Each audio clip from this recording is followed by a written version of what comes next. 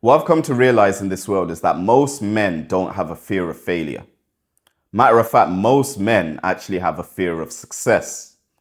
But really and truly, I believe that most of you guys watching this like me had a fear of success, and I'm going to be explaining why in this video. I first joined the corporate world when I was 22 years old. I sort of fell into sales. Sales wasn't something that I went to university further studying to see myself as this sort of person who's going to be this sales rep. But it's something that I fell into. It's something that I could apply for with no experience. I could get into the job and pretty much your income could accelerate if you're good at it. It's a skill that you could cultivate, and no matter what age it is, it doesn't discriminate on ethnicities, on age. If you're very good at the craft, you're going to get your money's worth at the end of the day. When I fell into the sales world, this is the first time that I came across the corporate hierarchy. This whole idea of starting off as a sales agent and basically being able to climb up what we call the corporate ladder. Sales agent, sales managers, sales leaders, CEOs, directors, etc. And there was many different departments within this company, and you could sort of elevate yourself and basically move departments depending on your personality and what you could see fits your personality. Now, I remember the first time that I joined this job. I basically came in as a sales agent. I was shy. Wasn't really speaking to people. My only focus was simple, which was my responsibility, which was to make sure I meet my sales targets. So in the early days, I was finding my feet. But as I sort of started to find my feet, I got to a point where I became very effective and competent at what I was doing. To the point that I was actually the top sales rep within a floor of just under 100 agents. And when I became the top agent, I was more relaxed because I sort of figured out a way to pitch the product in a way that I could get sales and I could sort of sit back and relax. And when I got very relaxed in my job, what happened is I naturally just started to speak to people. You know, you get a lot of confidence when you're not only getting recognition from the company for your efforts, but everybody knows your name because you're the person getting all these sales. And my team was pretty much the top selling team, and I was responsible for pretty much the script we were using and the way we was approaching the sale. I didn't know it at the time. It wasn't something that I was consciously doing like I'm this boy genius, but I just sort of had my own style, and my style happened to be effective for the product we were selling. Now, as I was saying earlier, I sort of got comfortable with everybody around me. I remember coming into work a little bit late, shaking everybody's hand before sitting down. I literally thought that I ran this place. And because I was so easy to talk to for most people, I ended up getting on with most people within the company. Maybe they'll watch this video and think that they really didn't like me. If they watch my videos, I doubt it. But during this time, pretty much, I enjoyed going to work. I felt like the sales floor was my kingdom. I was the guy coming in and I was basically communicating with everyone. Now, during that time, I remember there was opportunities for me to rise up. To go from the little sales agent I was to being a sales manager. And obviously there's a development plan that companies usually put in place to make sure you can go from a sales agent to a sales manager. See, being a sales manager is more than just being able to sell. You have to have people skills. So me, naturally, I thought, okay, that's the particular route that I'm going to go down. So I started talking to my manager because I got on with him. During this time, I was a club promoter. I've mentioned it in previous videos. And on a night out, when everybody had sort of left the workplace, etc., I would invite my manager out to nights out. I was sort of building that relationship. Now, my problem is, because I was so cozy with every single agent on the floor, I didn't have the professionalism you needed in order to be a sales manager. Now, I knew that naturally I could eventually turn it around and become a sales manager.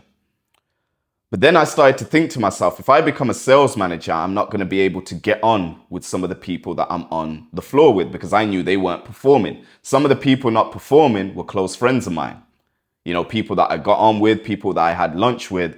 And I knew that the corporate agenda, you can't allow your emotions to basically discriminate the people that you're working with. You got favoritism towards the employees that you get on with, and non-favoritism to the people that you don't speak to. That's not professional. And I was 22 years old, so I suppose what else did I expect from myself, right? But the reason I say that I was actually not afraid of failure, but afraid of success is because I was afraid of the person I would have to become once I succeeded. See, I believe that Failure doesn't come with a lot of sacrifices. The only person that you're disappointing when you become a failure is yourself. You're the person who has to live with the expectations that you didn't fulfill. See, if you aspire to maybe become a millionaire and you don't end up reaching that and you just settle for maybe a modest salary in whatever job that you're doing, that's completely fine, because really and truly your family isn't affected. Most likely, if you've got big dreams, the people around you don't believe you can succeed in what you're saying you're going to do. This is the truth. Most of you guys have probably experienced this. But I want you to think about what actually happens when you succeed. When you go from the little guy who's attempting to achieve his dreams to eventually achieving his dreams. Let me give you an example of me. If I went from a sales agent to a sales manager, the way I communicate with my friends would have to change. Like I said earlier, I couldn't show that favoritism. And if I didn't have that favoritism, I was going to be prone to insults like, Tino, you've changed. You're no longer the person you used to be. Now you think you're better than us.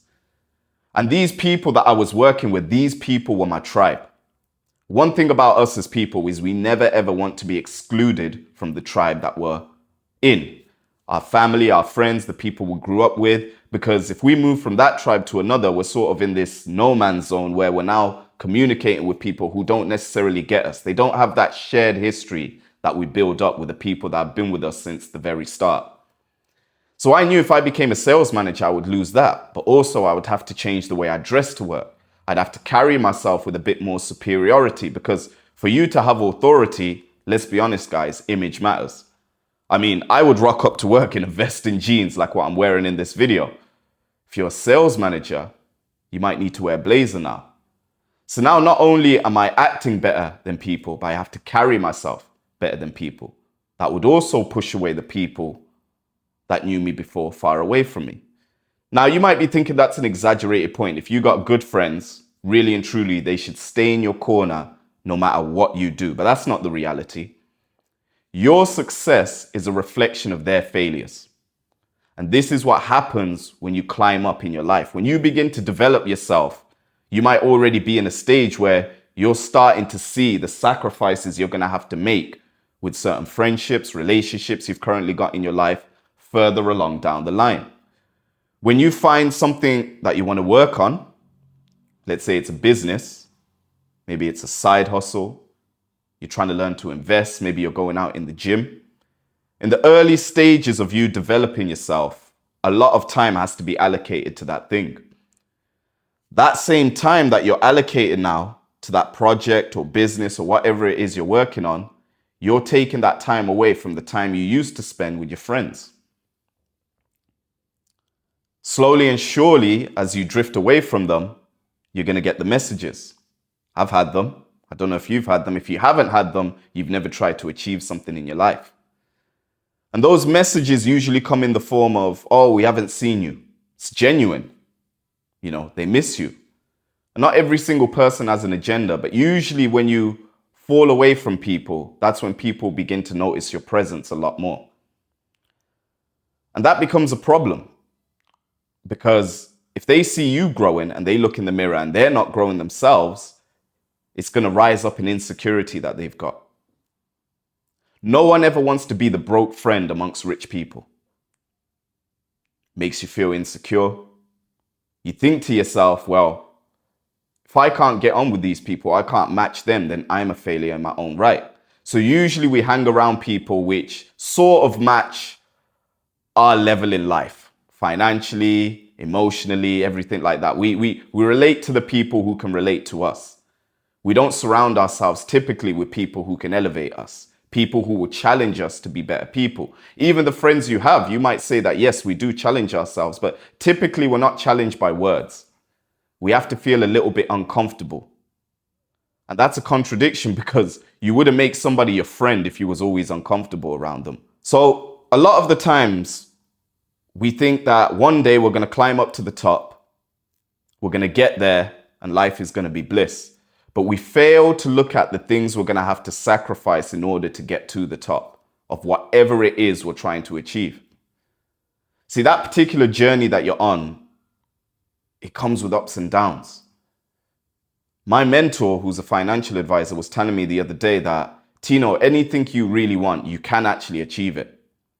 To an extent, there's no real limitations on what you can do, but everything has a sacrifice and you have to be realistic about that sacrifice. There's no point in saying I'm going to be a billionaire and basically your plan to become a billionaire is just shoot videos. I don't think I'm going to be a billionaire. I don't aim to be a billionaire. I think at a certain level of wealth, your privacy is more important than the money itself, the monetary gain. And maybe you have this thing in your mind where you think that you're going to build this success and you're going to basically break generational curses. All the sort of financial struggles the people before you came across, you're going to be the one to overcome them. You're going to be the one at the end of the race who basically shows people, look, you can live out your dreams. But what happens if on that journey to success, you're spending less time with the people you love, and they don't necessarily see this as a sacrifice? They just see this as you thinking you're better than them. And at a certain point, you'll have to make a decision whether it's worth losing those people for the success you want, or maybe compromising your success for them. See, me, I don't compromise. But what I do is I accept the reality of what I'm trying to achieve. And really, this video is for some of you guys who are in the no man's zone like me. I've started making videos. A lot of time's been allocated into my edits. If you've seen some of my documentary style videos, I'm learning, I'm getting better. But this one's just a talking head video. I'm talking you to the camera because it's a serious subject. I want you guys to ask yourself, do you actually fear failure, or do you actually fear the success that's going to come with your journey that you're currently on? You might have a relationship, a significant other right now, and everything you're doing, you're sacrificing in order to help them in the future. But that sacrifice means you're neglecting the emotional attention that they currently want. And you never used to see the differences between you and your significant other because you was never ambitious before. You just wanted to live a life of modest living, going on a few holidays, maybe securing a home, get a little dog, have some children, end of story. But at some point, something sparked in you. Something made you decide that you want to achieve more. And when you want to achieve more, you have to become the sort of person that can handle the success that you want. You're going to have to develop your character, such as discipline, self-control, emotional regulation, your ability to focus for extended periods of time. And all of that is like a muscle. Similar to the gym, you spend hours in the gym cultivating a muscle. You're going to have to cultivate these characteristics, which once again is taking time away from her. She's going to see you become a different person in real time. She might not like that. She might see that as an insult, as a threat. You no longer like her. Then the gaslighting starts. You've changed. You're no longer the person you want to be. See, it's not just in the corporate world. See, like me in that situation when I was in the corporate world and I decided not to climb up because I didn't want to isolate myself from the tribe that I had built. You guys might be the same in your lives. You're hanging on to things which you know eventually you're going to have to sacrifice in order for the success you want. And I'm not talking about dropping your family completely, not spending time with them whatsoever. But let's be honest, when you're in a period of growth, a lot of that time has to be allocated into shaping you into the person who can handle the stress. See, when you're in a job, you're told what to do, when to do it, how to do it. There's no uncertainty. There's instructions. Makes it easy to follow. When you decide to go down a journey where you're trying to build something, there's uncertainty. No one before you has done it. Yes, you can surround yourself with mentors, but mentors have different personalities to you. They can guide you, but at the end of the day, it's you who's living in your life, in your circumstances. You know the exact situation you're in and all the details involved with it. You're going to have to look in the mirror and ask yourself, is this worth doing? Is this something that I'm willing to go through with, even if it costs me said relationships? That's the fear of success. We all have it. So you might have this fear of success. And usually when you have the fear of success, it's that moment when you know you should be working on the project, the business. but you compromise. You go on that holiday. You spend money on that holiday with your significant other, knowing very well you're running out of time. Now, me, I'm never going to be the sort of person who will tell you what to do in those situations or say, drop your significant other. But we need to be honest with ourselves. That particular goal that you're trying to achieve, realistically, how long will it take you to get there? I believe the journey to success isn't that hard. What makes it hard is the people we currently are, all the bad conditioning, the bad character traits like laziness, waking up late, taking in foods that aren't necessarily good for us, indulging in conversations that aren't progressive. All of that is hard to break. Once you can break that, the person you become can attract that success very easily. But breaking away from your old self, killing your old identity, that's the mission. That's the difficulty. This is why I believe that if you're going to set yourself a goal, it shouldn't be based off of a monetary goal like a house you want to own. It should be based off of the question, who do I need to be to achieve that success? You can use this within the relationships you've got. Let's say you've got a relationship right now, and in that particular relationship, you're struggling to manage your time with your significant other, your friends, your family, in order to sacrifice for this business. Well, the person you want to become is probably going to have more responsibilities than the version of you now. You better learn how to manage your time more effectively. If you're not willing to sacrifice a relationship or something has to sacrifice, maybe that time you usually spend with your friend on the phone, that might have to go out the window. Going out to the club with your friends, getting drunk, trying to pick up women, maybe you're going to have to sacrifice that. At each moment in your life, you're going to have to sacrifice something, and that fear of success is going to kick in. See, I always wonder, how ambitious can I be before I begin to actually attract envy from the people closest to me? See, on one side of me, you like to think that if you become very much successful, everyone around you is going to support you. But let's just say you do the things I mentioned in my video, the self-improvement, the real self-improvement. You develop your character, your emotional control. You have a low tolerance for things that are wasting your time. Like I said earlier, you're going to mirror that to your friends. They're going to see that change in you. And that change in you is going to show them a mirror to themselves that they're being left behind. They haven't changed. And rather than confronting that uncomfortable feeling, most people just let those insecurities take control and they start to blame you for that feeling of insecurity. And in those moments, you're going to realize that the person you may have to become is going to force people away from you. How much ambition do you really want to have? So I was reading a book. It's called Atlas Shrugged. It's a fiction book. I usually read non-fiction, but I decided to get into the classics, the novels, because you get to, read them and sort of follow a story that can also tell you an overall message, similar to how I read the Bible. When I was reading this book, there was this guy called Henry in the book. Let's just say he owns a big metals company. He's almost like a monopoly within the story. So a lot of the profits in the country go to him.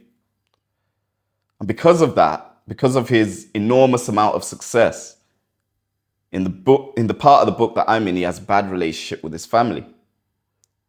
They're very envious of him. They're always throwing little remarks to sort of, make him feel down for having that level of ambition, for always striving for more in the world. And it's funny because when he set up on that journey, I'm sure he thought that this sacrifice I'm making is for the greater good of my family. It's to be a better person for my family, but they just see it as he's neglecting them. And they're not particularly happy with that. And if you have a certain level of ambition, you can tell yourself these stories that everyone's going to be happy with it. But you got to remember, you're going to rub people the wrong way, the way you carry yourself. Maybe you're the sort of person who used to take insults within your group of friends, your family members. And through this journey, you're going to develop the sort of character that says, you know what, I don't appreciate that. And those people aren't going to stop, because when people are accustomed to talking to you in a certain way, it's very, very rare they change. It's very rare people in general change. The things that I'm talking about in my video is for a small group of you. A lot of people might watch it, but 1% are actually going to do the work. And when they see the changes, a video like this hits them because it's speaking to that fear. So you might be wondering then, if I don't have a fear of failure and I have a fear of success, how do I address it? How do I overcome that fear of success? Now that it's in the forefront of my mind and I see the repercussions that are going to come with the person I'm going to become, because you have to plot for these things. You have to plan for them. You have to see them come in and you have to understand what sacrifices you're making just so you have a realistic perception of what's to come ahead. So in order for you to succeed, the one question that I believe you need to do in order to get over that fear of success is, first of all, you need to actually write down the specific success that you want. And the way you do that is you first of all make a description of the person you want to become. What does their bank account look like? What's the money coming in and what's the income streams that's going to be producing that money? What is it going to take to get from where you currently are to being that person? What are the sacrifices you're going to have to make on the way to that particular person, becoming that person? What does that look like? Once you've got a realistic vision of what that looks like, you can begin to look at your life now and understand the sacrifices coming ahead. See, the sacrifices are easy to deal with once you can actually sit with them and decide whether or not it's worth it. Once you've figured out that success, I want you to think of the next highest level of success, because human beings, we're always looking for the next best thing. We get one pair of trainers. Before we get those trainers, it's a big anticipation. I can't wait till I get those pair of shoes. You get them and you want the next pair. That's what your success is going to look like. You're going to get to this level, you're going to want this level. You get to this level, you're going to want this level. And on and on and on and on. You have to also make a note of what's too high of a sacrifice for you. At what level of success are you not willing to go to? Some people say they don't really have a limit, but everything has a sacrifice. If you're a billionaire, you're most likely going to be in the public eye. You're going to have a lot of enemies because you're going to be taking up a lot of the profits in the market that you're in. Other companies aren't going to be happy with that. Competitors exist. And business, similar to the streets, it's dirty. People are willing to do whatever is necessary to get rid of their competitors, to bring more profits to them. And that's not inherently evil. That's human nature. So you have to ask yourself, at what level are you willing to play the game? Once you can figure that out, you can begin backwards engineering all the little sacrifices that you'll have to make during that journey. Once you've got clarity, now that fear of success is removed. I always say in my videos, people don't have a discipline problem. They don't have a problem with habits. If you watch self-improvement, most likely you can get up at 5 in the morning if you really put your mind to it. Matter of fact, even if you're not really into this content, when you need to go on a holiday, you wake up at 5 a.m., which means you can pull out that discipline if need be. I believe the thing holding people back is clarity. That fear of success comes from a lack of clarity. You don't realize what you're going to have to sacrifice. You're scared of what's on the other end, what it's going to look like. And yes, even me, I don't really know what that looks like. But I've sort of already envisioned what it's going to look like for me. What is the sacrifices I'm going to have to make? I'm single at the moment. I could get into a relationship. Is there any point giving myself to a significant other when I know all the money I'm making is being allocated to developing my skills? Can't take her on holidays. Is that fair on her? She's rolling the dice on someone she doesn't necessarily know will succeed. You see the little hand gesture I made? I might need to cut that out. You know what? I'm going to keep it in. The success you want isn't a result of what you do. It's who you become. And when you're on this journey, guys, I want you to make sure that you always remind yourself of who you're going to be in the future. Remind yourself of the characteristics you're going to have to develop. You're going to have to develop empathy to a certain extent, because if you're running a business or working with people, you need to be able to see life in their perspective. But also don't underestimate the fact that you're going to have to develop thick skin. You can't allow the opinions of other people to get to you. You're going to have to cultivate that one day at a time. My name's Tino, and I'll see you in the next one.